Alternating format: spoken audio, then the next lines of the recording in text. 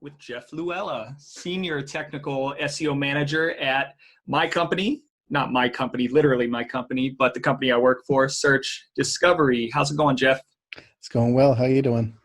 Good, good. Thanks for jumping on. It's 9 p.m. Eastern, and we've both worked all day, and then in between had family and kid time, which is always spectacularly awesome and eventful. And now we're back on to talk work and talk shop a little bit more. Nah, this isn't work though when you love it. Yeah, no, absolutely. So for the audience, so Jeff and I, this is actually our second time working together. So Jeff goes back and I go back to Rosetta.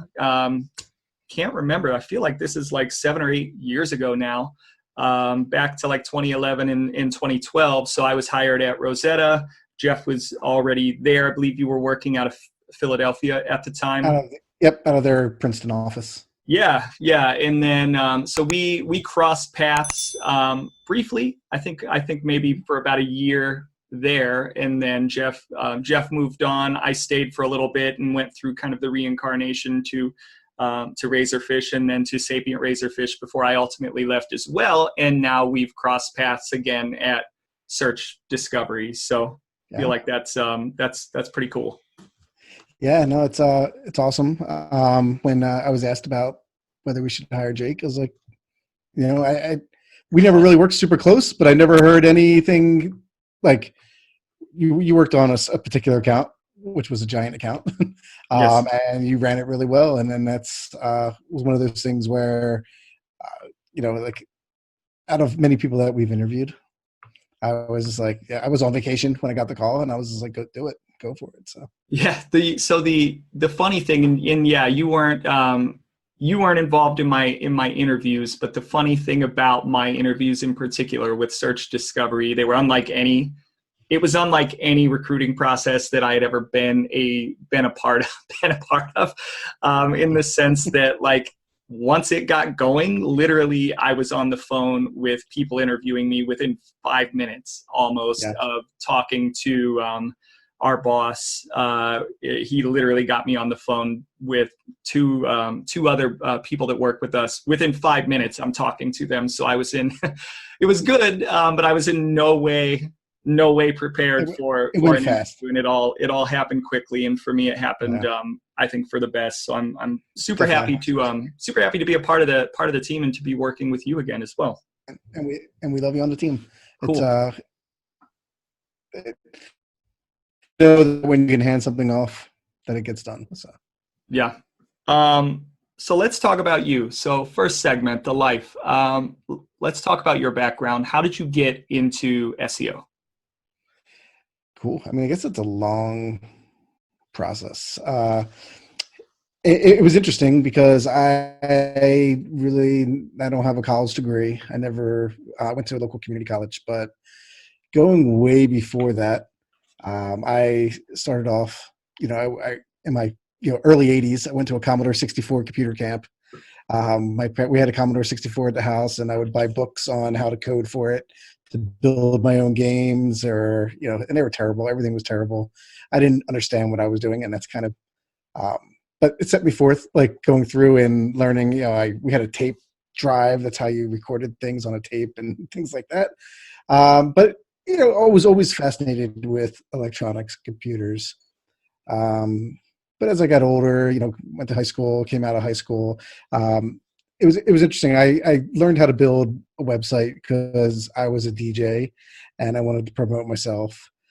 Back in high school, I learned Photoshop because I, kind of wanted to get out of class, and I learned to use the print press. So I used the print press at our school and worked at laying out the school newspaper and things like that, and used Photoshop. Never ever thought of it as a career or anything like that. And from there, I was just messed around with the internet. It was one of those things. I was on early BBSs, way before AOL. There were some other services there, CompuServe and things like that.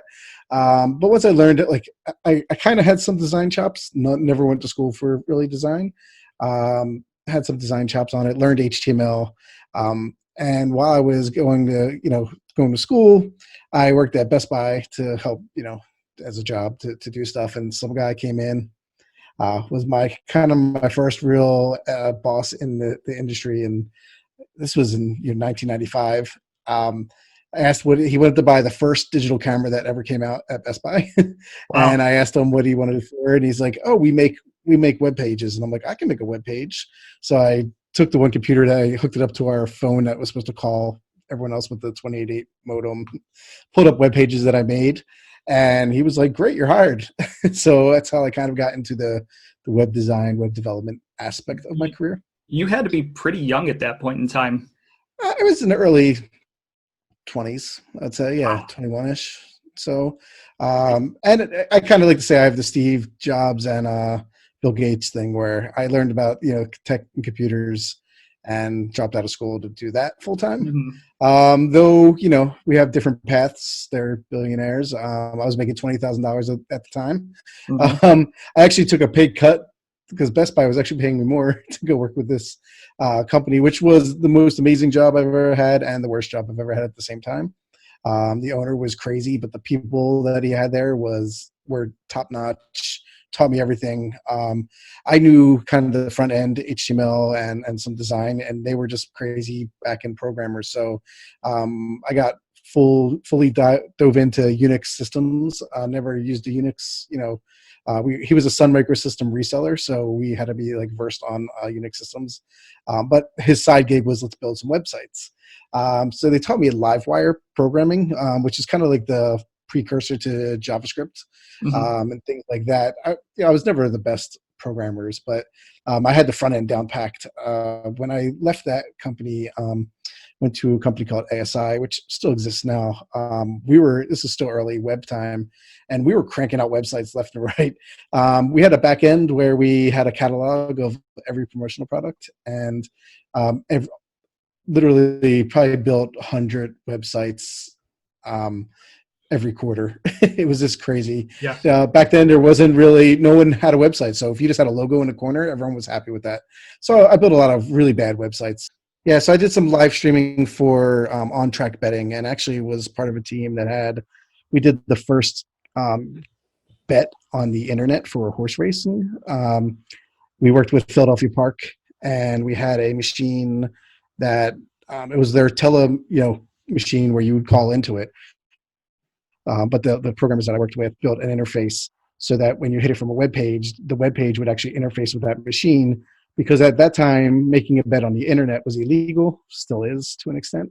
But you're able to, call in and call into the racetrack and make a bet just by pushing some buttons. So we just made a program that pushed those buttons for you. And then we had streaming involved, which was kind of the very early. Like no one could stream stuff at that time. It was really hard to over like 28. K modems. But it was, I had a fun. It was kind of like the wild, wild west of things there, which kind of moved me like into more of I had a title of multimedia web developer because I got into doing a lot of Flash and just front end coding in general. Now that's a front end developer. It's a whole position. So as I was saying, I kind of had a lot of early on positions. Like at that time, there wasn't even a name for that position. I went as multimedia web developer, went as presentation layer when I worked at Razorfish. That's what they called us there. And then in about 2007, I was helping the SEO team at Razorfish, Avenue A Razorfish, that incarnation of it, of the 73 incarnations we had. So I was at Avenue A Razorfish, and the guy who was running, William Flays, was running the SEO team there, and came up to me, and I was kind of not happy in my job there as a developer. I did a lot of pharma work, and if anyone's worked on pharma, it's just slow. It's not innovative. It's really like they have to for legal reasons, but at the same time, as a budding developer, you want to do cool things, and I wasn't doing it there. But he took me out to golf and kind of talked me into an SEO position. I was considered an SEO engineer. Really, he sold me on is like, all I want you to do is rip apart people's websites and tell them what they need to do better. And that's kind of been my motto since then. And I've really like digging into people's problems on the web. and really how to fix them. And a lot of that really happens to, I focus, again, I am an SEO, so search engines are a lot of my focuses, but in general, I like to really work for the customer base, right? I'm a customer of websites. I go on Amazon. I go on a ton of, I'm on the web all day. And there's things that I want. So I try to bring that into my clients. There's tons of data out there, and I really want to focus on them saying, these are the best things you can do, and whether they're best practices, because of course we need to follow a lot of the best practices, but there's more to best practices too, right? Because it's best practices for you. There are industry practices, but every website is different. So if you are selling purses or if you're selling beer equipment, you have two different, way different clientele at that point that expect different things. So take me from there to your journey to search discovery. How did you get from A to B from where you just ended? Yeah, so I spent about a year and a half as an SEO at Razorfish. I was there over, I think, about 4 years, but was a developer half the time. From there, I moved in to more of an e-commerce role. I was trying to, I wanted to expand a little bit in my career and move up. And I had an opportunity working for a company called GSI Commerce, which ran a lot of top brands' websites. They had their own platform, and we ran everything from Toys R Us to there was a lot of fashion brands, but some of the best brands I got to work with were the NFL, NBA, NHL, NASCAR. They all had, we ran their web stores for them. So not the main sites, but the stores itself. What happened with GSI is they would sell jerseys, created jerseys, and they would sell it through the sites. We also got to work with companies like Dick's Sporting Goods and Sports Authority. At one time, even though they were separate companies, we ran all their websites, and it was pretty much the same website. Things have changed a lot there. They got bought by eBay and things like that. But when I left GSI Commerce, I really quickly, Jeff. Yep. Yes. Want to pour one out for Toys R Us. Rip. Yeah. Man, not having Toys R Us this holiday season made shopping for my kids a lot more difficult. Agreed. No, and it was, I could tell a funny story about then too. I got to work with Toys R Us when they made one of their biggest, I'm going to say not biggest blunders, but a giant blunder. They bought the domain toys.com. For like $4.5 million. At the time, it was like the most anyone's ever spent for a domain. Mm-hmm. And they 301 redirected it to toysrus.com. And then the next couple of weeks, that next day, they actually put a press release out saying how they bought this, and now they owned, because they owned FAO Schwartz, they owned KB Toys, they owned Toys R Us, and now they own toys.com. They were saying how they owned the top like 4 positions for the term toys. But by redirecting toys.com, as we know, all that value went into Toys R Us, but the domain went away inside of search engines.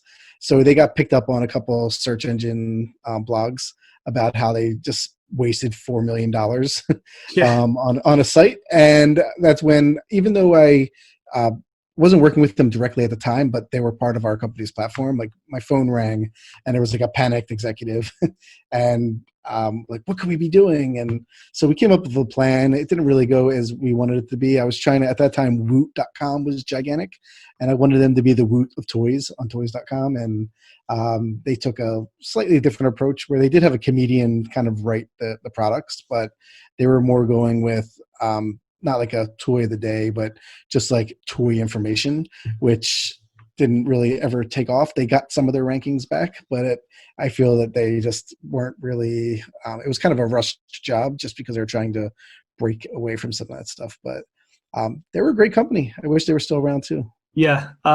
So two things, and then I want to get back to your path to search discovery. Yep. Sorry for interrupting. No. But I definitely had to pour one out because I missed Toys R Us badly. So I've also been a part of a large, in honestly unnecessary domain acquisition, and I tend to find that those are more ego driven Totally. than anything. So it doesn't surprise me that something like that I found a happened lot of ego. and that there wasn't a lot of thought into it, especially on the SEO component of it. Agreed. There's a lot of ego when it comes to buying those type of domains and big brand terms. They're just, you want to rank for some, you go to a client and ask them what they want to rank for, and they want to rank number one for pizza, and they don't sell pizza. You're like, okay, well, people like to eat pizza while they listen to my podcast, so I should rank for it. It's not how it works. That's why I don't get that as much anymore. I think a lot more people are educated on the topic, but once in a while you get a gem like that. So back to search discovery, since I took us off track. No, that's fine. So you made it here. How? Yes. So I worked, as you mentioned, we worked together at a company called Rosetta, and so worked there almost 4 years also. Mm-hmm. There I was working as an SEO manager, kind of leaned towards the technical side there, as I always have, and really worked on a lot of replatformings and migrations and things like that. Worked tons on just the back end, work with the development teams to ensure that like WebSphere Commerce or SharePoint was getting implemented SEO friendly. Was on way too many calls where I kind of ripped apart the development and found out that my own teams developed it. That's what happens when you're in some giant organizations. So really focused at that point trying to get in front of a lot of developers and just chat SEO. Though one of the partners over there that worked more on the tech side is now the president of Search Discovery. And when I was in between Rosetta and Search Discovery, I wanted to go to a small company after working for a giant company. I went to a small company of 10 people. And though I really loved the freedom that we had, you miss working with some of those big clients. You miss the security of, knowing that you have health insurance and things like that. So when Mike called and, told me to come down and check it out, I never planned on moving to Atlanta in my life. But I moved from Philadelphia to Atlanta for here. And funny story is that Atlanta's traffic is terrible. Yes. And, people told me that I was moving a little far, but I didn't think like 25 miles was too far. And when it took an hour and a half to get to work, I think I moved a little too far. That's how crazy Atlanta's traffic is. And that's when you started working from home a lot. Yes. So now I get to work from home a good bit. I do try to get into the office. Hopefully, I get into it a little more now. But in the summer times, it's usually it's not as congested. It's great to go in, but just wasting 3 hours a day sitting in traffic is not something fun. So there were a number of subjects that I want to get into with you that you had kind of touched on. First and foremost, college. I went to college, didn't go to college for SEO. I also was a web designer in the beginning, didn't go to college for web design. I started off going for graphic design. And then for me, the college experience was a little bit too much fun. And then there was no college experience because I basically partied myself out of college, and not something I'm super proud of. But it did eventually lead me onto the path of eventually becoming an SEO. And when I first started out, I was able to leverage my graphic design, even limited as it was, experience. And this was mid 2000s. Again, certainly not as long as you've been in the industry, but when the industry was still really, really very young. So somebody like myself who had limited experience could get into it with kind of a very minimal barrier to entry. And honestly, at that point in time, there was not a whole lot of information out there in terms of, honestly, there's a lot more than there was. But where I'm going with this is that at that point in time, you could not go to college to become an SEO. And I stumbled upon what I thought for me was a career where I could really differentiate myself. And it ended up being that. And I realized very early on that this could be a long-term viable career for me. And college wasn't a thing that I needed, that I could teach myself. And I taught myself, how to build websites, and then eventually figuring out like, okay, well, why aren't my websites getting any traffic? And then that led me to marketing. Marketing led me to all of the different disciplines. And specifically, I was very passionate about SEO. And not that there was no information out there, but the core information, it was tough to find. And so that led to a lot of testing. Moz and Rand Fishkin, who I interviewed in my first episode of my podcast, was one of the, and there were a few others, but he was one of the main ones putting information out there for the public. So honestly, I took all my time, and I was single at the time, so I had nothing but time, and soaked it into learning SEO. And I feel like even now, which it kind of is surprising, 10 to 15 years later, still people are coming out of college and they don't teach SEO, or at least they don't give in-depth courses. So the only way you can learn SEO these days, it honestly is by doing it yourself, trial and error, or by reading blogs and reading information. And some people have put together some pretty viable online courses, and there's a lot more educational material that is available. But when you think of education in its most formal setting, that being college, it shocks me that the college world has not caught up with SEO as a career path and doesn't teach it. And it makes me feel like so many of us, and not even just the well-known SEOs, but even the lesser known SEOs in the industry who are really good at their jobs, honestly could and maybe even should be college professors when it comes to teaching this. So that's something I've touched on in previous episodes. Not sure kind of where you stand on that subject. Yeah. So I think I know a couple people who teach classes, but a lot of them they're adjunct teachers, or there might be something that's not 100% fully dedicated to SEO. I think it's tough.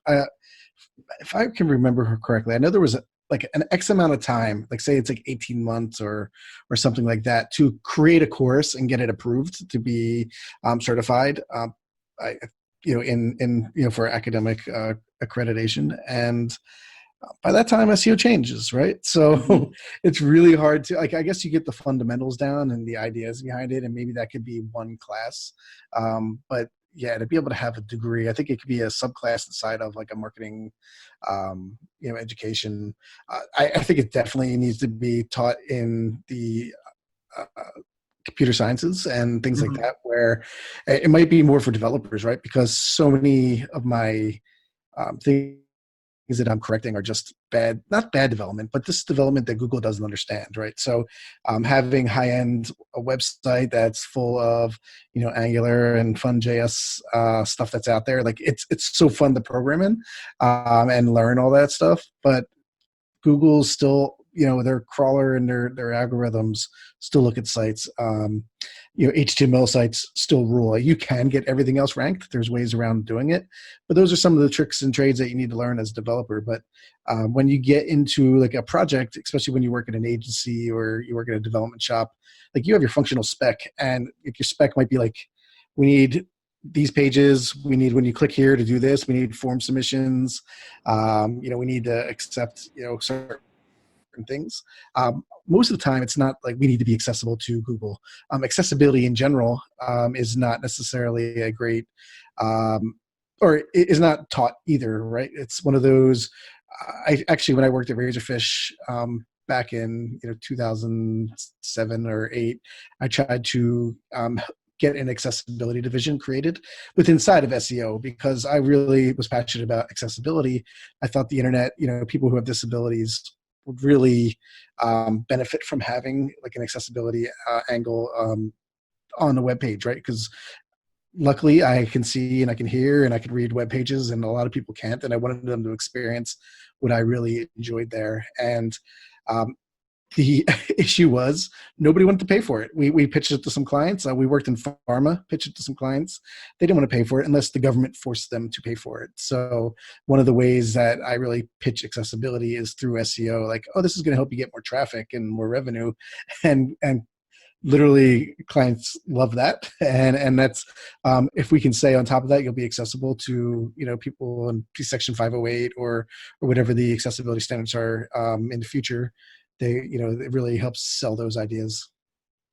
So I guess what I'm hearing is like one class would be nice as a starter, but like there are so many things that we have to do day to day, and just within the subject matter expertise realm, it doesn't even begin to get into other things that are important, like good communication skills, like project management skills, like knowing your way around things like Excel or reporting or data analysis.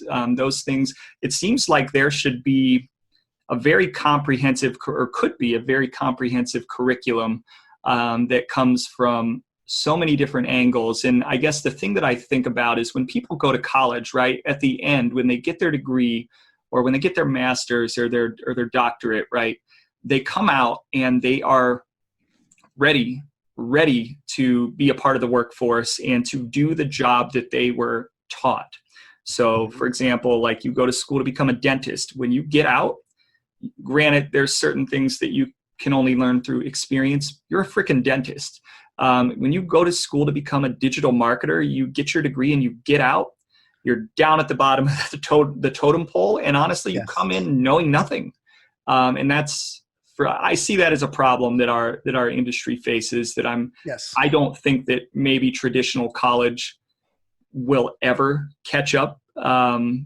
And I think that if you want to get educated on SEO, the best way to do it is to practice yourself or look at the great blogs and the great videos that some of the more well-known people in the industry are developing, or follow Google, stuff like that. It's still the same way it was 10 years ago. And for an industry that is primarily based in digital, that is shocking to me.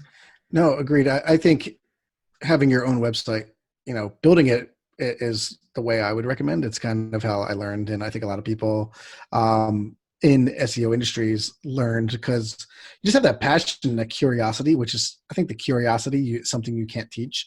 Being able to, rip something apart and put it back together, trying to figure out, again, if you have your own website, you can take chances. Hey, let me try this, buying links to this one page, see what happens.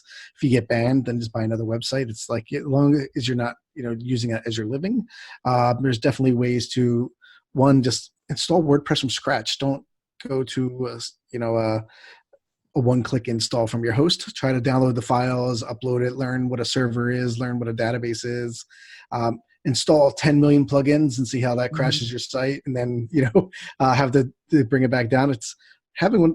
That's where you learn a lot, and that's the stuff that's kind of like after hours learning.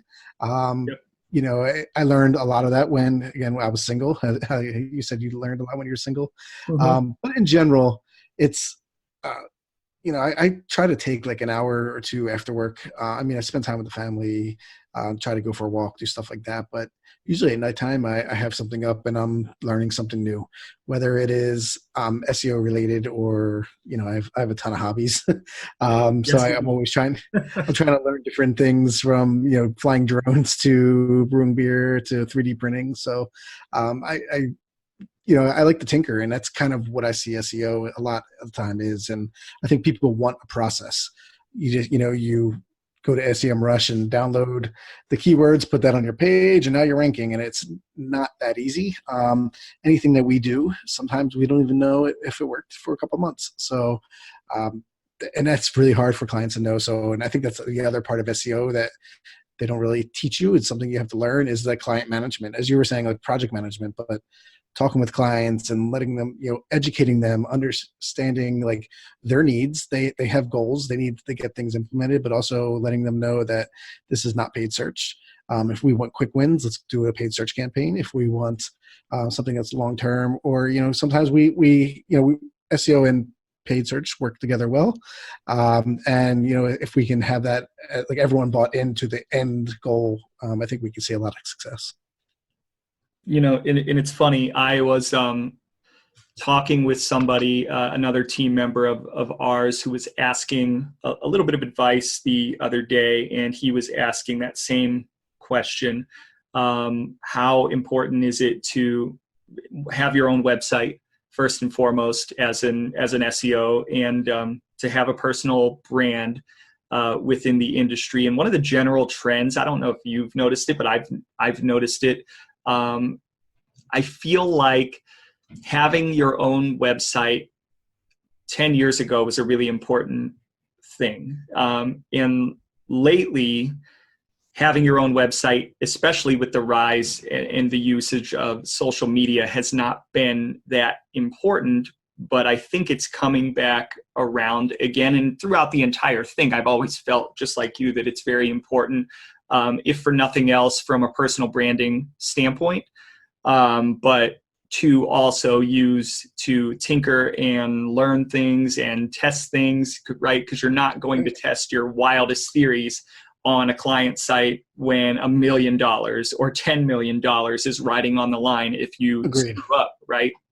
But you can test and learn on your own website with little to no consequence. And I feel like there are a lot of people, and I don't want to be like that old man going, these damn kids, but there are a lot of new people coming into the industry that I just don't think are grasping that concept. And that would be something that I would emphasize so hard, because there are so many people, and not to say there SEOs come from many, many different places, right? In many, many different backgrounds, and not always, they don't always come from a technical background. Right. But eventually they're going to have to know that stuff. And the only way to know, in my opinion, to truly know, is to do. Yes. So. And I think there's, you can put up a Tumblr site and try to get traffic to it. You can just go to, WordPress.com and get a free site. I don't know if Google Sites or was that Blogspot exists anymore. Google kind of shuts everything down. I remember that. But you can go to those sites and learn marketing, right? Learn about how to, write properly, how to get indexed in the search engines, hook it up to Webmaster Tools or Search Console, and, just put on Google Tag Management, learn how to alter things through Tag Manager. I think there's lots of things you can do without building a website, but to understand like the fundamental backbone of how a website works is critical in SEO, I feel, just because, yes, we know title tags, we know we can like write contact. There's the whole content side of it. And I'm not saying that's not important, because content is, king, I guess. But it's one of those things where if you just don't understand that other side, you'll never be as big as you can be. Now, you don't need to be an expert. You don't need to be the best developer in the world, but just, hey, I messed around one time and installed. It's not hard. There's a million. It's read, go on Google. How do I install, WordPress on my site? And there's just thousands of how-tos, and just understanding like, well, let me try to use Unix commands and go into my terminal and SSH into my website. Those are just things that like I don't use every day, but something that I learned just because I wanted to understand how it all worked. Yeah, absolutely. So I want to shift gears just a little bit. Sure. So another thing I feel like I talk about quite a bit is the need for SEOs to be well-rounded, and we touched on that a little bit. But I really think it's important as an SEO, especially if you're like thinking about career path within your company. And this is especially applicable to agency, right? And I don't think so much with where we're at right now, because I feel like there's a lot less ego involved, and there's a lot less, in my opinion, competition to advance from a career path standpoint. I feel like we all have a lot of great opportunities, but in other places I've been, there is a lot of competition, and it can be a little bit cutthroat to move up. And as an SEO, like, you want to get the best projects, or you want people to think of you as an expert in a certain thing, or when a certain type of work comes in, you want people to think like, hey, Jeff is my number one person to do that. He's my go-to person for technical SEO. So I always tell people like, all right, get your base, like learn a little bit of everything, because like clients come to you every day with questions that touch on so many different areas, but then find one area within SEO. And I'm sure that this applies to other disciplines, other industries, right? And get really, really good at it. And for me, it was technical SEO, right? But that advice is a double-edged sword in that when you get really, really good and you become known for being good at that thing, that's all the work that you get. And I don't know about you, Agreed. but for me, I got burned out on just being known as the technical SEO, just doing replatforms. And I found that I have interest in other areas, but it's like the chicken or the egg, right? How do I get that work if I don't have a lot of experience, or how do I get work or show that I'm passionate about, or that I'm knowledgeable about something? For me, it's content. I'm really passionate and I feel like knowledgeable about content strategy and content marketing, but I don't often get that work because I'm bucketed as a technical SEO, right? That's just how people think of me. So like, I feel like you're known as a technical SEO. How does that sit with you? It's funny because I actually own the techseo.com. I run a subreddit on Reddit, Tech SEO subreddit. I kind of embrace it, but I totally understand where you're coming from. But the way I try to expand out of a lot of those things are, again, staying technical, and I like to consider myself more like a marketing technology person. So I definitely want to help on the paid side. Right now I'm working on building out product feeds so we could do PLA ads on clients, and using actually Screaming Frog so that we're able to run a Screaming Frog crawl, use some custom extractions, and then pull it into a Google Sheet. I nerd out in Google Sheets. It's became one of my side passions for a little while. I was actually anti spreadsheets for so long, just because I didn't know what to do with them most of the times. But once I learned I can interface data sources and APIs inside of things like Google Sheets, it's became one of my weapons. But spreading that way a little bit, where I'm going like, hey, I'm going to help paid with their technical implementations for PLAs.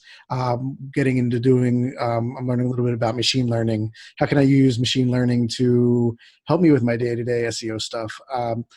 Can I have it right? I saw a presentation about having having machine learning write meta tags for you. And because that's pretty much what Google's doing when you leave your meta description out. They're just using some sort of machine language code to read your page and then write the best meta description that they can. Can you do it better? I love the kind of just that aspect of things, and really getting more, not necessarily into analytics, but just the coding behind it. And we need to, you're heading up our big push for standardization and tools and things like that. But I really like the API side of it and interfacing with it. And to be able to make great dashboards is one thing, but the whole background behind that of, where are we getting that data? How can we get that data into something like Domo or into the Data Studio? And so that's another aspect. I think it's more, there's still the tech nerd in me that does that. I think maybe I was never great in language arts, so I was never a great writer. So I kind of niched my little way into a tech SEO role. But at the same time, I feel it's, I spend time writing blog posts. I spend time doing that because that's part of my weaknesses, but I need to learn that. But I wouldn't call it my strength. So one of the other aspects, and I think this is SEO in general, but when you're a technical SEO, you feel it, like you feel it honestly in your bones. It's implementation. And the reason I bring this question up, I have a client that I'm working on where we provided really, really clean really clean. I'm known for very detail-oriented specs, and this is not an uncommon thing. But you get your, whether it's I don't want to name the system, but you get your communication, your email back from the from the client saying, all right, it's implemented, it's ready to go. Go check it on staging, and then you go and you look at it and you try to validate it, and it's so wrong, and you see that it's not implemented to spec, and the developer seems like maybe they rushed through it or they didn't quite get it. That can be really, really frustrating. And that happens outside of technical SEO. And add on to that the fact that in a lot of cases, you have to wait so long for recommendations to get implemented in the first place. And it can be a little bit crushing when you finally get some work done on something only to find out that it's been done all wrong. Right. So and I guess, how does that make you feel? And then how do you get around that part of it?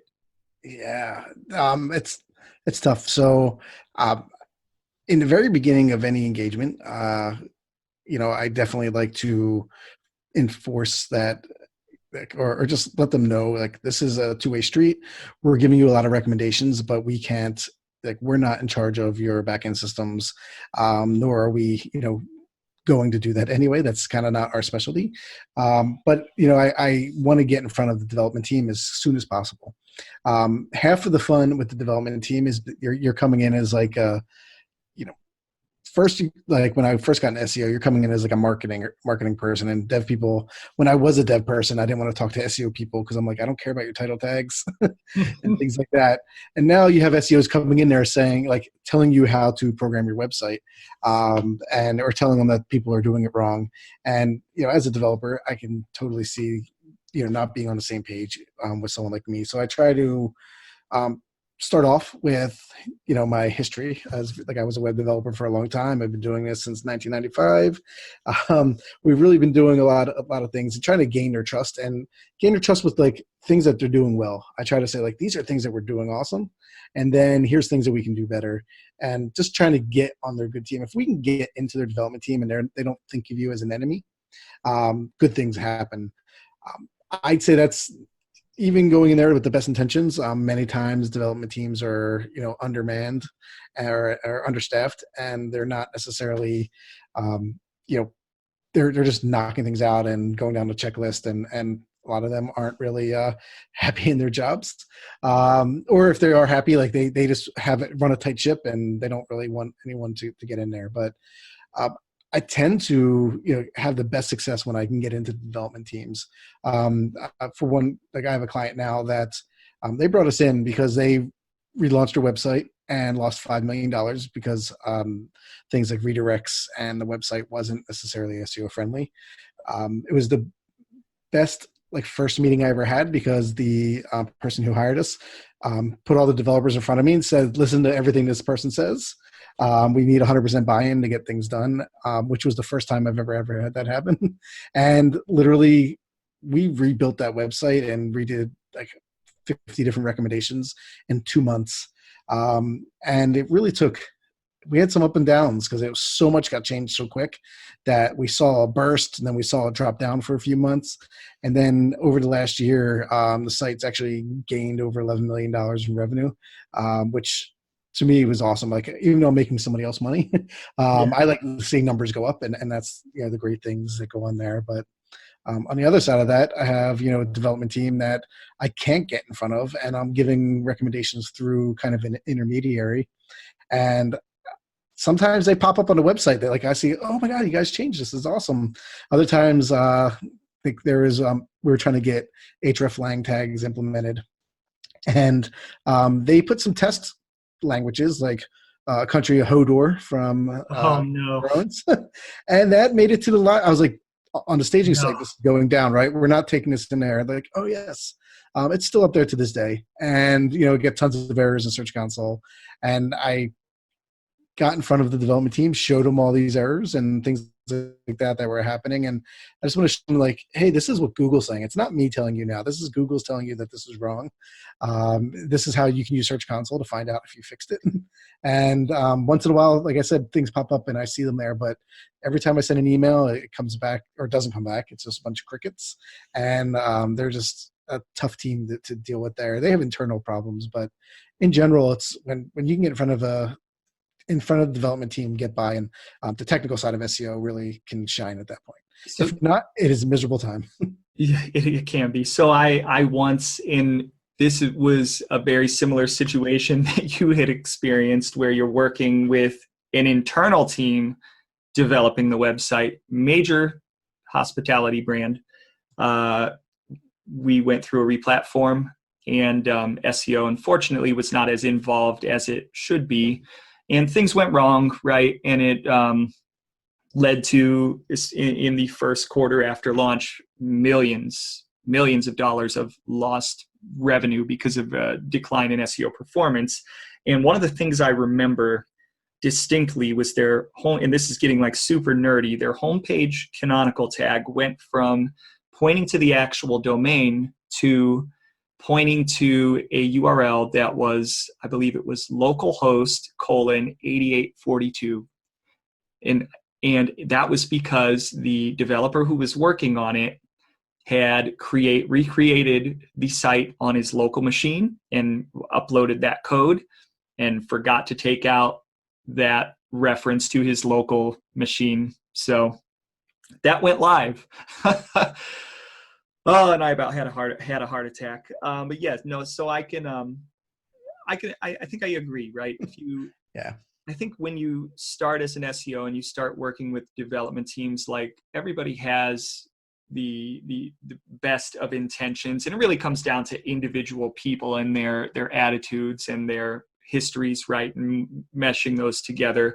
And I find that developers, maybe 75% of the time, maybe a little less, start out with maybe a negative attitude, and you can either reinforce that negative attitude or you can slowly but surely win them over. And the other thing to know is that developers are really, really, really, really, really smart people, in most cases smarter than you can ever hope to be. But they've got a lot of things going on, and you have to, when you learn to have empathy for everything that they have going on, right? If your list is big, their list is probably 4 times as big. And it's like Office Space, right? Where if they get one thing wrong, they've got 8 different bosses coming to tell them about it, right? So they've got a lot of responsibility in a lot of cases because they're balancing and spinning a lot of plates. So you have to remember, like, your SEO things may be important to you, but it's just one channel. And it's just your thing. So you have to have empathy. That's really important. And I think when you can show that, and when you can work with them, and not every situation has to be a house fire, right? You don't have to go to them every time and say, like, this recommendation needs to be at the top of your list, or else SEO, rankings are just going to plummet, or things aren't going to get any better, or whatever. Like, you really have to be practical with them, and they appreciate that, but be very practical with them when you're prioritizing your things. And it really helps, in my opinion, it helps when you're willing to deprioritize a few things. Now you have to kind of play the game, right? So you deprioritize a few things so that later you can eventually, for something big or something really important, pull the trump card and say, hey guys, I know we deprioritize those other things, but this one thing, very important. Can we move that up in the queue? And they're usually willing to accommodate. And then the other place I would say is results. You'd be surprised how many developers, they'll fix a canonical tag, or they'll get really into the weeds and help you implement a redirect or regex or a concatenation schema or structured data, and they do so without having or without ever getting a knowledge of where it takes the site from a performance standpoint, because nobody ever circles back to tell them. Only maybe the lead dev, and maybe not even the lead dev ever finds out how things are performing. So it's really important, if you have the time And if they're not already in reporting calls or don't clearly understand it, to show them the results. And once they see that it's working, they're going to be more eager to be fed more. Give us more. It's working. And that will kind of, in my opinion, drive them and lead them to trust you a little bit more. No, I totally agree. I feel that when I used to do development, you focus more on function, right? You're making sure that it's, everything works fine. And being more of a front end developer, I like to have clean code. So Yes. it was, as a front end developer, people can view your source and look at how you did your CSS and your code. So I really focused on making that awesome. And, but yeah, like I never really looked at analytics. There wasn't really, Google Analytics wasn't out yet. And, we had Amateur, we had site or core metrics and web trends and things like that. But not until I moved into SEO. As soon as I moved into SEO, now we have to report, because one great thing about development is not having to build reports, not necessarily having to report like the ups and downs every week on your website. As soon as you get into marketing, that's all, not all of it, but that's a lot that we do. And once I got into SEO and really started working on reports, it's like, wow, like there's so many things that can, in SEO we have, the magical 200 elements inside the algorithm that help us rank. But that's just, again, as you said, one channel, right? There's paid, there's everything like that. So, but when you're a developer, like if your site's not working properly, that is number one importance. So they don't care about your canonical tag if someone can't place an order or their orders might be getting skipped or something. So a lot of developers spend back there, like the most important points. And you're totally right. Have some empathy and, realize that you are just one of 20 channels trying to reach out to those developers and ask, and you're trying to win their trust and their attention. And if sometimes you can be best of friends, but there's more important things. And that's what we really need to focus on. So tell me about one of your biggest successes. Sure. I kind of was hinting at it before. So I've had a bunch of successes, but a lot of times they were not so quick. They took a long time to do, and just building things over time. But the one where I worked with a large e-commerce website, about 2 years, I'm going to say the end of 2006, they came to us. They launched their new website about 9 months before that, maybe 10 months before that, and it just tanked. The SEO company they were using says, oh, it's typical to see a dip for the first 3 months and then you should gain back. But their dip went down pretty far and then never came back. Ended up losing, about $5 million that year on their just from a bad migration. So they brought me in, and the person who was in charge of the account, as I said, brought me in front of all the developers and said, listen to everything he says. Me and Zach Jahalis, who you had on your podcast before, came up with a whole bunch of recommendations, a giant presentation, literally sat in like a college style lecture hall that they had in their offices with everybody who touches the website there as someone listening to us present, which was kind of nerve wracking when we walked into the room and there was like 50 people in the room and you just think you're pitching to like 2 clients. But everything went well. We had complete buy-in, and as of today, they made, like I said, $11 million more than last year, and way more, I think, than they did before that. So we saw rankings. Now, this is 100% technical. So we didn't do any title tags or meta descriptions. We just fixed their technical problems. And their keywords, according to SEMrush, went from about 100,000 keywords they ranked for to right now close to 800,000. I think Ahrefs says they are like 1.3 million. But this was zero content. This was just 100% opening up their sites, regaining that value that they lost from their bad migration. It's always fun trying to dig through and find out, like, what did the old site look like? Using a lot of archive.org to kind of figure out some old URL strings and then have them redirect properly to the right spots. So that's kind of one of my biggest pride and joy wins, because we really saw a huge lift from it. So the funny thing about that is, I feel like with small sites, right, I feel like you have to do a little bit of everything. You got to do some tech, a lot of content, maybe local. maybe international, whatever, with really massive sites that get massive amounts of traffic.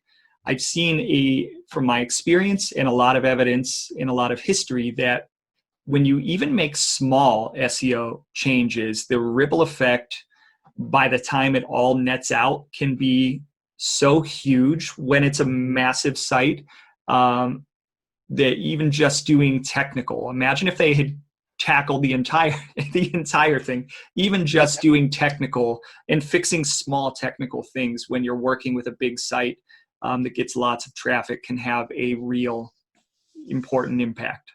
Yeah, it was profound, and it's one reason I like working with some big brands. I don't have to focus on things like the link building and things like that. There are there's a whole bunch of value out there, right? Most of my clients have 1 million links pointing to them or more, but a lot of them are pointing to that they gained 15 years ago that are pointing to a 404 page that has been down for the last 8 years, right? So being able to regain some of that value by either redirecting that link or re-putting a page back up in that spot is really a way of doing things technically without actually having the right content or doing anything like that. Yep. So tell me about one of your biggest failures, regrets. As much as I like to say that I'm batting 1,000, it's SEO. I think you need to have some thick skin in SEO, because you'll have a lot more failures probably than you have wins. Not when you get everything to be done the way you want it to be done, but I think it is part of that relationship with the clientele, relationship with developers, and getting things implemented properly. Because there's plenty of times that doesn't happen, and that is one of the more frustrating parts. And I think, to me, it's a lot of where failures happen. And why it would be considered a failure is a company pays you for a year to work on their site, and even though you gave them 50 recommendations, 4 got implemented, and they're like, nothing happened, and then they kind of cut you off, and then they go with another agency, whether it was the client that was a problem or you as an SEO were a problem. But from the SEO side, that's there. Now, when I did development, there was tons of those oh shit moments, where you write a script that has an infinite loop and server loads go down. I learned that actually probably in the first month back in 1995 when I was being taught how to use LiveWire. I wrote my first loop, and that was infinite. And back then, you didn't have cloud hosting, you didn't have CDNs. We had 20 websites on one server, and that was the server that we ran it from. And when you bring it down and you bring everyone's website down because you forgot to, end a loop, and that was like my first foray into failures. But I embrace my failures. I think failures help you grow. You learn. I think a lot of people are so afraid to fail, and by not kind of taking your failures, embracing with them, and saying, what could I have done better? You're never going to grow. But yeah, I've, moved over a staging site that robots text filed and everything got dropped from search. I've done all the worst things you can do, but a lot of times there is no manual on how to do things, right? And you learn by just making that mistake and vow to never do it again. Hopefully you don't get fired for making the mistake. And definitely have other people check. That's one thing now that I think today you sent me over something and was like, just make sure that I'm seeing this properly. Yeah. Because a lot of times I'll make a presentation or a recommendation on something, and it was just something with one of my plugins that was interfering with the website. This actually just happened the other day with me.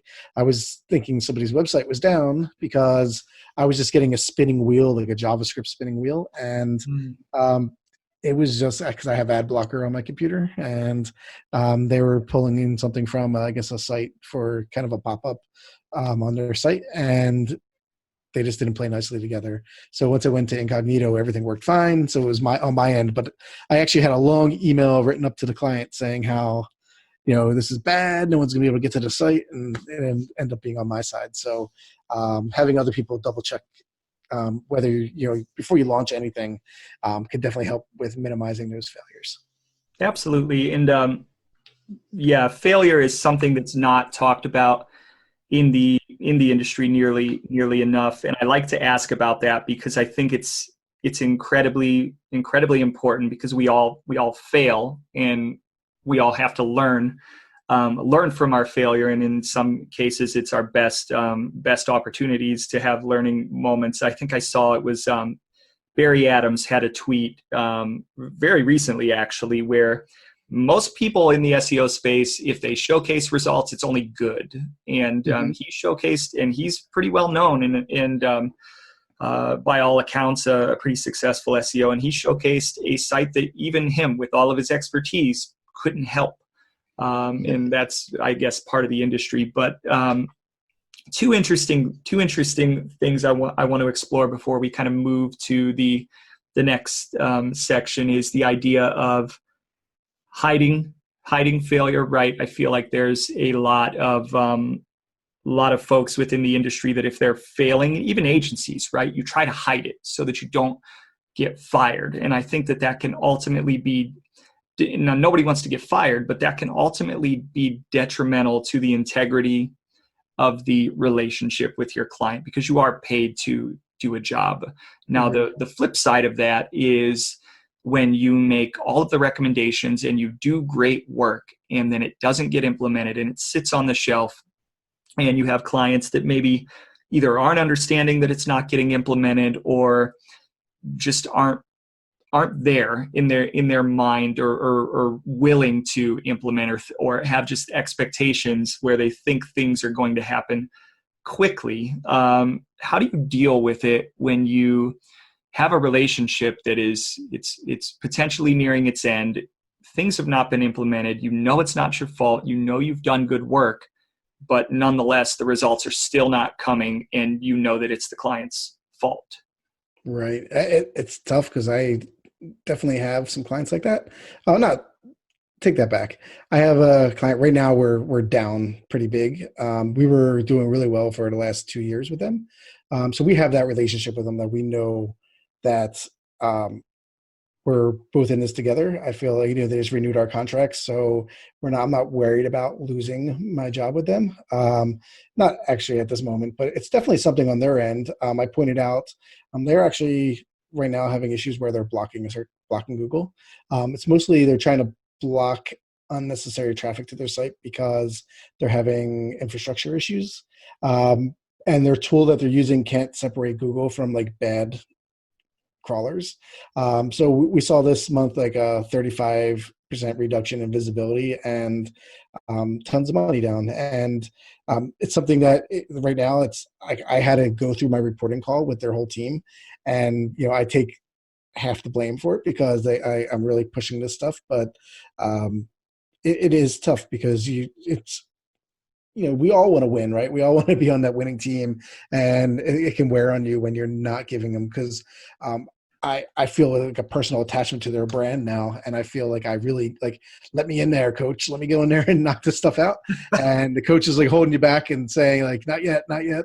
But I feel like sometimes I don't want to cross that line where I feel like let me call the developers up and explain this to them, but you don't want to ruin your relationship with your contacts there. So it is a battle sometimes, and it does wear on you. And that's, if there was anything that would love-hate relationship with SEO and in my role is that where you feel kind of helpless.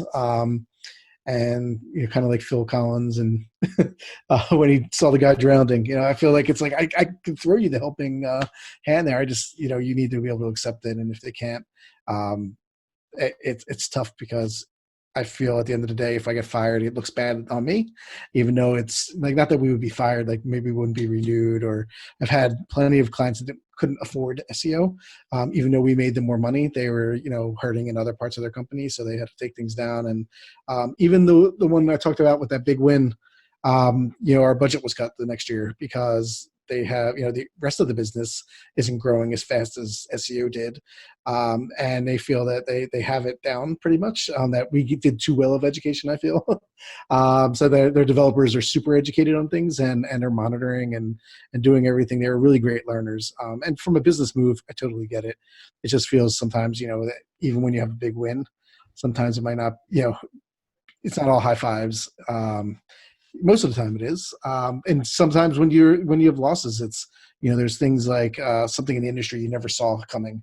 I'm lucky that most of the major algorithm updates, I never had a big crash, because I was never doing link building. I was never trying to trick Google. I was always trying to make people's websites better with Google in mind to help Google access the site better. So any of the big, algorithm updates that were out there, except one, I had a problem with Fred, with one client. The Fred update took one of my clients down a little bit, and I think they're still trying to recover.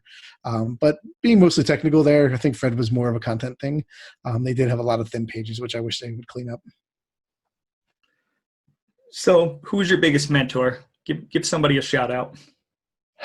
It's going to be a lame answer. Google. Gotta be a real person. Sergey and Larry Page. I spent so much time on it, right, and do anything there. But I will say there's people I look up to in the industry. Not that like I want to sound like I'm a know-it-all or anything like that. I kind of gotten into things, and I spent a lot of time just researching and learning. Even if you're next to me and you know it, like I kind of learn best by doing myself. But a lot of people in the industry, like especially on the tech SEO side, Paul Shapiro, Patrick Stocks, my boy Sean Malseed, J.R. Oaks, I learned a lot from. He's the Code SEO. We kind of all are in that tech SEO group on Reddit, and there's a Slack channel that we're all in, and it's just super. Barry Adams is in there. Like there's so many great people online.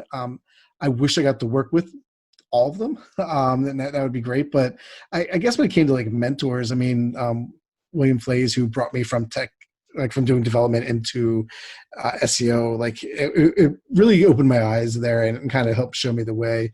From afar, like people like Will Reynolds inspire me. He's just way too much energy a lot of times for me. not in a bad way. Like he's just that guy who keeps going, and it's awesome. It does really, like, I look at him as like it's more of inspiration. Gary Vaynerchuk, watching him since his wine days. I used to love watching his wine show and just seeing how he came from, just somebody who spit wine into a Jets bucket to running one of the largest agencies in the country is inspirational. Though he's kind of become more of that inspirational guy.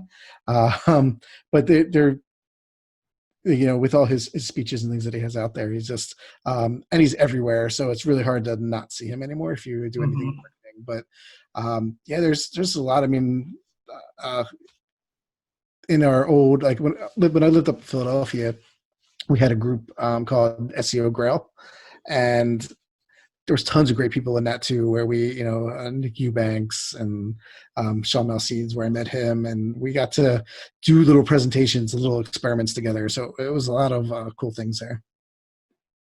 So I think I'm going to break format, right? We usually do the life, we do making your bones and getting made, but we've gone on for a pretty good amount of time. And I feel like the conversation has been so awesome that I haven't wanted to break into the segments that I usually do. But I could talk about this all day. Right.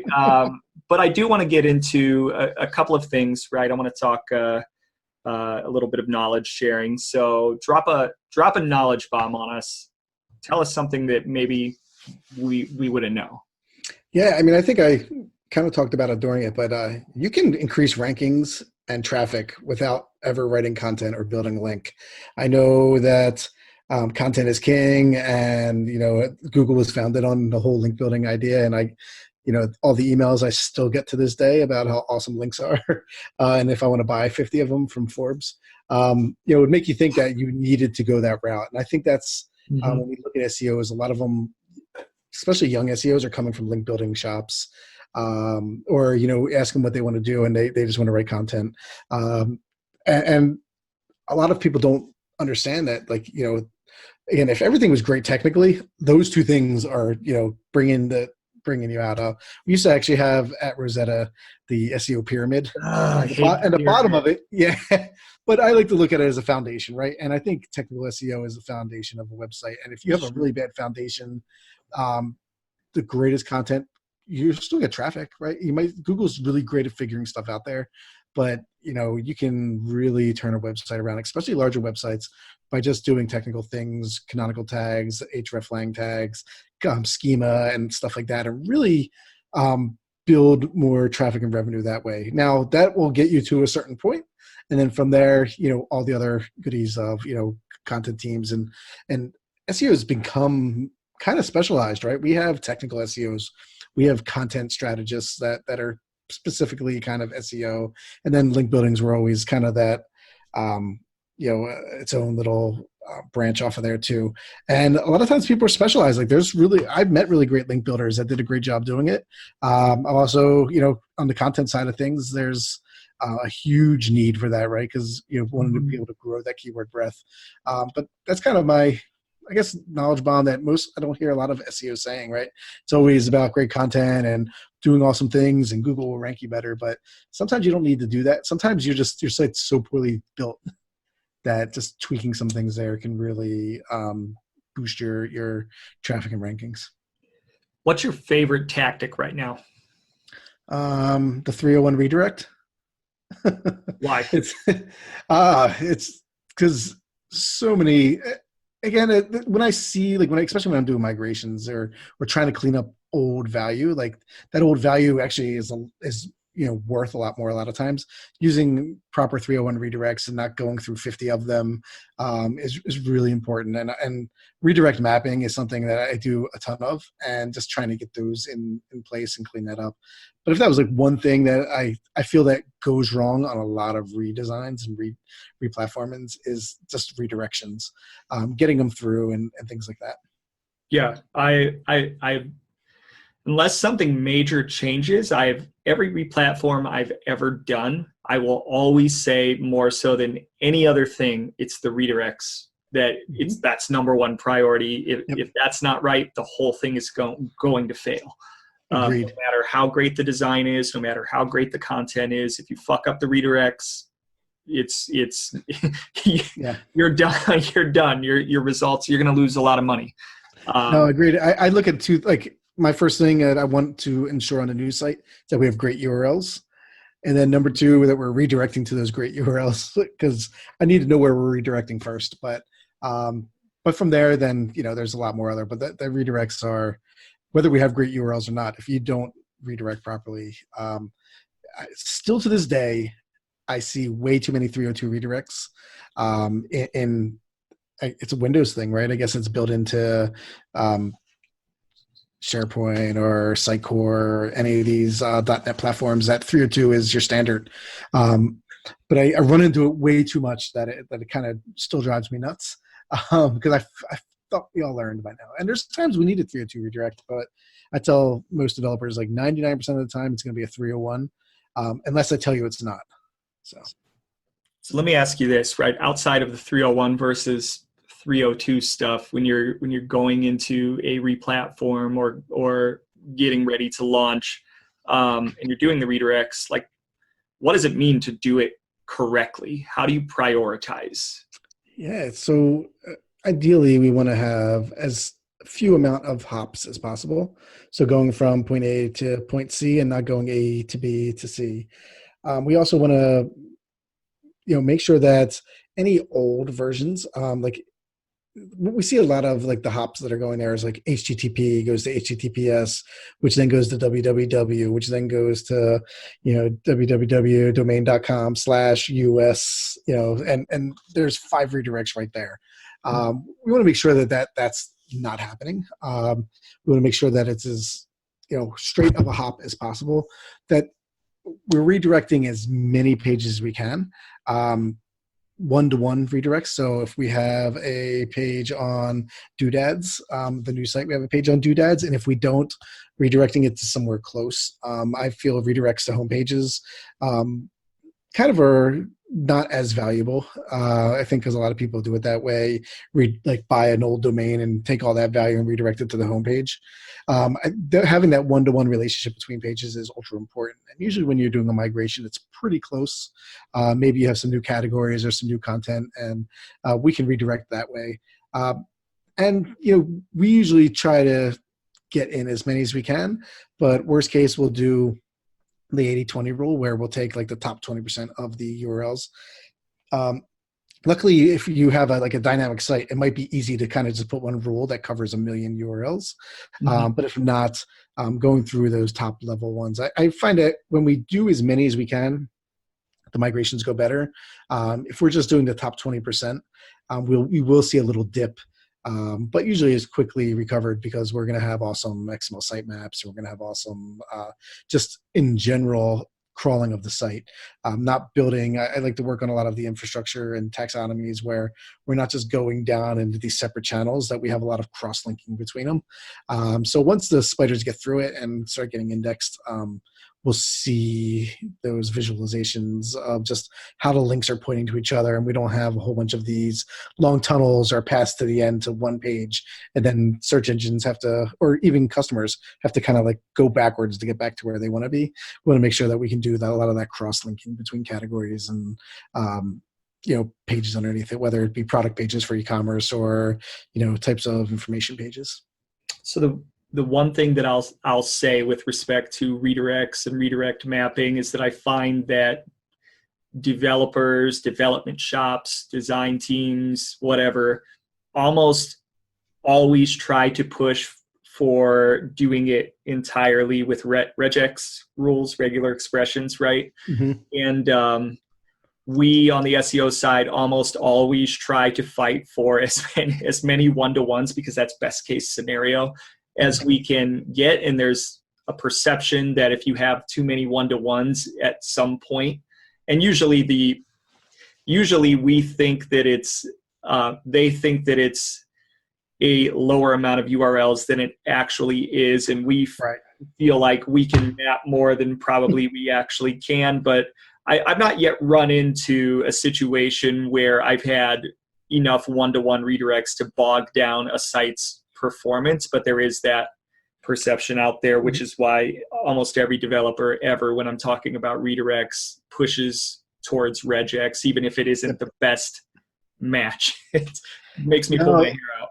Yeah, no, I agree. And with those one-to-ones, like a properly implemented redirection shouldn't take any more time than like a 404 page, right? I mean, it may be a little bit more, but a 404 page is you're checking to see if a page exists. If not, then you're pulling out a page that's your 404 page or whatever your error page is.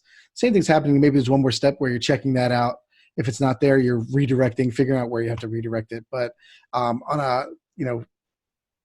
not talking about putting like a 10,000 lines inside of your htaccess file, but there are ways to do this and get it done where and again, I'm not going to tell the developers how to develop it. Whatever's best for them, I'm going to give them parameters. Like, I still want your pages to load fast.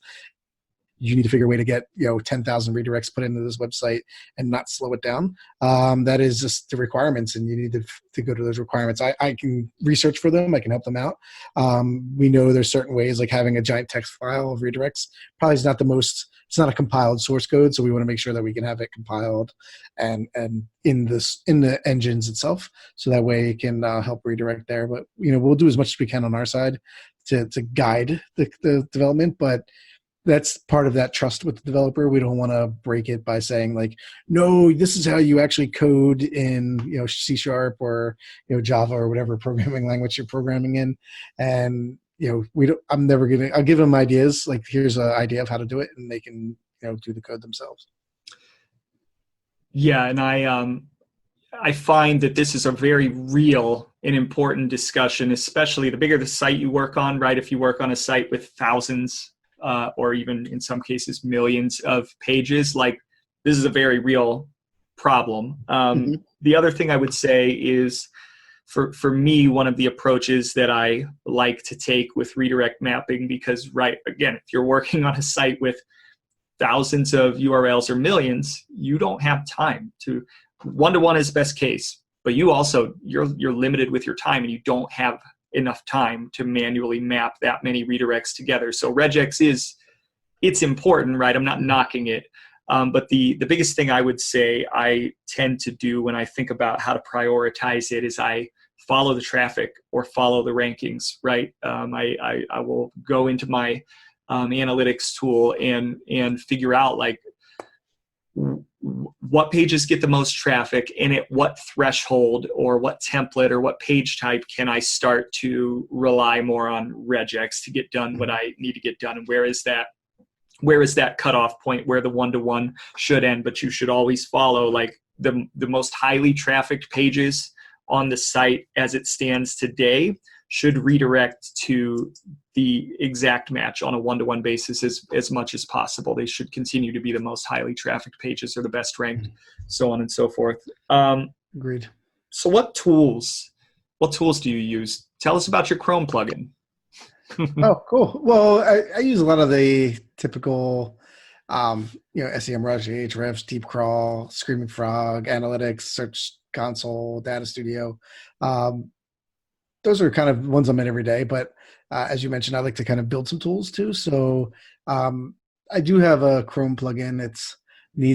Really needs some updating because basically what it is just how many times do we copy our URL, then go to something like the Google structured data tool and paste our URL into that?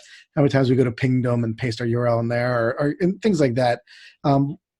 Basically, my plugin's just it's called the Quick Click Website Audit, and really all I do is click to those pages and just copy your URL automatically and run whatever we're going into. So I like it because it puts all my favorite tools in one spot. So in a way it works as a bookmark, but it's also like an actionable bookmarks. Some of the URLs have changed on some of the tools, so it is in the works of getting updated. I just need to get some time to do that, but that's one that I like to do. I love to build Google Sheets. Like as I was mentioning before, I was building a project feed one where I'm using a bunch of Google scripts to be able to take apart a Screaming Frog export and build out, because some of the elements that we need in there aren't exactly right. So I'm taking like the title tag, but cutting off the site name on it and then adding like miles to, from a certain location to another location and pulling all that data together into one sheet there. I used to work with Sean Malseed, who used to own ranktank.org. He built a ton of Google Sheets and got me really inspired of doing things like building out ranking sheets or building out, he's got a great indexation sheet that, look, you put URLs in there and it tells you if they're indexed or not.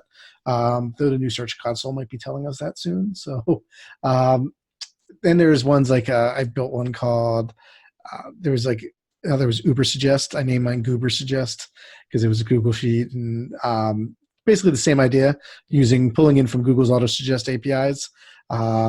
Actually, I've been working on playing with that a little bit more to pull in things like Bing and YouTube and Auto Suggest from all these other sites. There's so many sites out there now that do it that a lot of my tools that I'm building now are just these little one-off things for a particular task that I'm doing. So, best advice for new people getting into the industry? Get out of the industry. That'll help me with my job security. Right. Yeah, the less of you out there trying to get my job, the better for me. No, but seriously, like I think we mentioned it before, build a website. Try to get it ranked, drive traffic to it, learn analytics, learn how to put tag management on there. You can also, really focus on things like that. And learn to write. I mean, if it's going to be a blog, it doesn't have to be a personal brand. You don't need, jefflouella.com or, jacobstoops.com. You can be like, what's your other passion? Do you like to bake? Make a baking site. Start a YouTube channel. Try to, whether it's video content or podcast content or just, traditional blog content. There's so many ways now. Like search is not just Google anymore, right? It's Alexa. I mean, as much as voice search, not that I'm saying it's a fad, but it's like, I think people are just overhyping it. As of right now, it's kind of like the Commodore 64 to me. Like it has tons and tons of potential. It's going to turn out to be awesome. But as of right now, I play music through it. My everyday, I turn on and off lights. I'm not trying to find out like how to implement, redirect tags or something through it. So like figure out what you want to talk about and build something around it, because this is your playland that you're going to do it on. Join local groups. Like I said, when I was up in Philadelphia, we had SEO Grail. It was a great little, group of people, and we, became friends, and now you have a group of people you can bounce ideas off of. that is part of the education. Like, never stop tinkering, never stop learning. Meet as many people in the industry as you can. You don't need to be Mike King. You don't need to be up there on stage with, Rand Fishkin. But there's so many like C-level celebrities or people who've just been doing it a long time, like me and you, that just, meeting us is not the easiest, but it's because I'm not out there. Like, I'm not at every conference. I'm not doing things like that. But, find me on Twitter or do something like that. Ask me some questions. I'm usually there. I try to educate everyone as much as I can. I started, like I said, that the Reddit group, subreddit for tech SEO. We try to post a lot of things on there. We're about to have an Ask Me Anything with Gary Iles. We had, we're trying to do one every month now, just to get some of the bigger names out there to just talk about the technical side of SEO. Dude, that's awesome. Yeah, no, I don't even know if I knew that you had the subreddit. Maybe I did. I don't know. Yeah. It's funny. I owned it for a little while and never did anything with it. And then J.R. Oaks was like, one day was like, dude, you own that. We're trying to get that. We're trying to find out who owns it. And we found out it was you. Let's start it. So we just hooked it up one day. And, it was kind of half baked at the beginning. It still kind of is. It's not like we're ultra moderators on there. We try to keep the spam out as much as we can. I think there's about 3,000 people in there now. But it's a fun group that we have that tons of information can go on there, and tons of the top people that are, in the industry are on it, whether they're posting or not, maybe not. But we get John Mueller all the time responding to questions on us. He didn't ask me anything. That's what it was. Asked me anything last year. I'm going to say last like March or April. And it was great. Like, we had so much fun. A lot of people like to bash Google on the side, but we made sure any of those comments were deleted. And he really liked, it's, again, if it was a legit comment, that'd be great. But we really didn't have anything that many that we had to. There was just a couple here and there, but overall he was great. He went back and questions he never got to, he went back a couple of days later and started answering some of those. And it's a great little community there. And that's part of my, learning, right? It's like, I want to learn from people, and I'm not at the conferences. So if I can get the people from conferences and people who are the top SEOs in kind of the same room, whether it's a subreddit or a Slack room, you can definitely grow and learn from them. Yeah, I don't like to bash Google either. I see a lot of people do that, and certainly people are at the whim of Google quite often. I think probably everybody has been quote unquote bent over by Google from a traffic perspective at one time or another. But honestly, if it wasn't for a site like Google, I wouldn't have a job. So I'm very thankful that something like that exists. Yeah, and you got to look at it from their side too. There's a lot of jerks out there, right? There's a lot of people who are just spamming the hell of the internet, and it's tough to find them all. And you're trying to do it through patterns and algorithms, and I find that fascinating. Just trying to learn the algorithm. Like, imagine trying to build that algorithm. Like, if the power ever went down and we had to rebuild everything from scratch, like, it would probably take us another 10,000 years to figure out how to do all the stuff again, right? Absolutely. Especially if I was in charge of it, it'd take like 100,000 years. So at least. So where can the audience follow you? You can follow me at Twitter. I'm at Jeff Louella. The tech SEO subreddit is a good place to find me lurking in there a lot of times. And I have a website, thetechseo.com. It hasn't really been updated, but you can see some of the tools I built on there.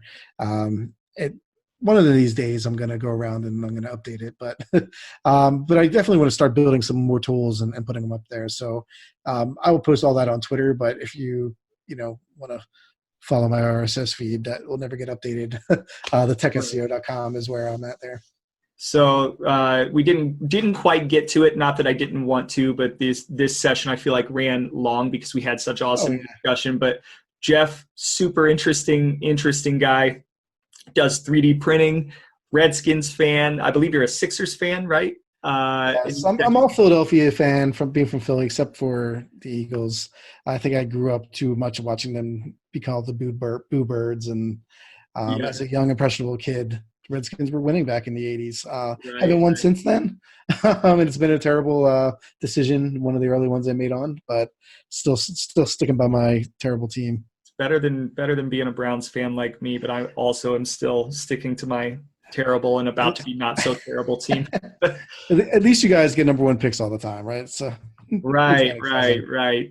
But yeah, so you build drones. You do you're a fascinating guy, and you have a lot of interests. And we didn't get to cover any of that, but I definitely wanted to point that out. You just do so many things on the side that are just like, you literally 3D printed the star that went on top of your tree. And although it was spiky enough that it literally looked like it could murder somebody, it was awesome.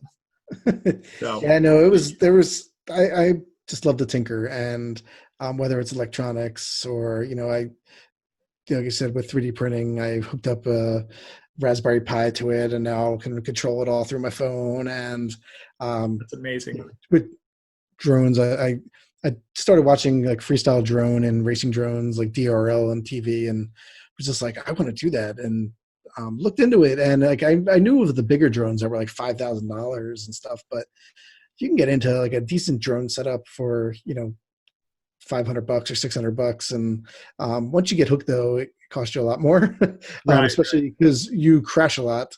But that's part of the fun part of it too, is like rebuilding it and getting new frames and figuring out all the electronics. So yeah, I just like to tinker, and I think that's why I like SEO a lot. It's just really a tinkering experience on people's websites. It's better, again, like having your own website. You can tinker away and without fear of breaking anything. But even with people's, customers' websites, like, we want to try stuff. We want to, if we're pretty happy with the way things are now, we want to tinker and push things forward. And that's the goal, is always to grow. So, sometimes the tinkering might be smaller, like, hey, let's try, putting this new tag on the site, or let's try to get star reviews. But it is one of those things where we don't know all the answers. And this is another reason we can't have a college course. Google doesn't give us the answers, right? So a lot of this is just theory and philosophy, and testing and testing and testing, and looking at your analytics and test some more. And that's why I kind of really dig it, because of that approach. Really just trying to figure out how it works, even though it might be a moving target.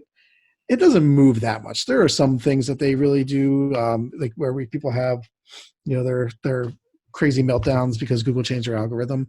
But that means you probably weren't doing things the right way to begin with if you got crushed down there. Sometimes totally you get brought down in the algorithm by accident, or things are out of your control. But for the most part, tinkering and figuring that stuff out, and as long as you're within some of their guidelines, and I'm not really trying to push the needles. Like, great thing about working with big clients, you don't really have to push that. Like, I'm not Joe's Pizza Check trying to compete against Pizza Hut. Like, I get to work with the Pizza Huts of the world and the big brands, and it really makes that easier there. But again, those little tweaks can really, over time, really grow a site.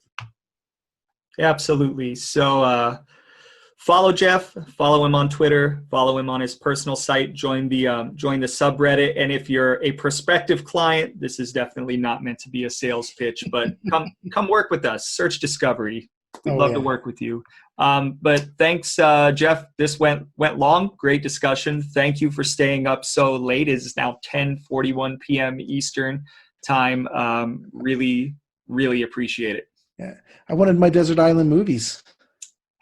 We'll have to get to that another time.